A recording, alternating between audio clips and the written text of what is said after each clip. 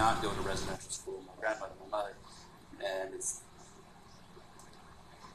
I also want to be the first one in my family to stop these generational traumas and abuses. I also would like to pray. This is a healing circle put on by the Warriors Against Violence. But the support here isn't specifically for those who are victims of violence. It's also for those at greatest risk of causing harm.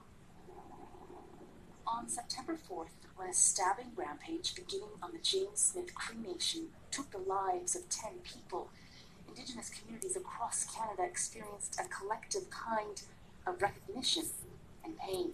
That's not an isolated event.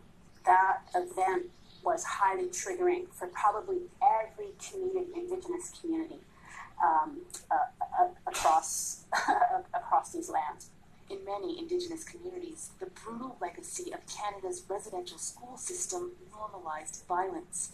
For generations, trauma visited upon children extending to families fueled a cycle of trauma and hurt, often without any community resources for people in desperate need, experiencing addiction and violence. People who have lived it say it simply left too many struggling with anger they couldn't control or contain.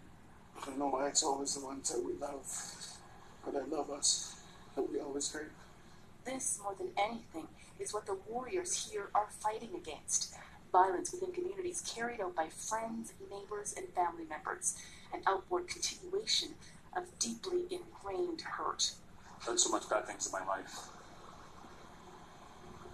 I was a victim of verbal, physical, mental, sexual abuse as growing up as a child.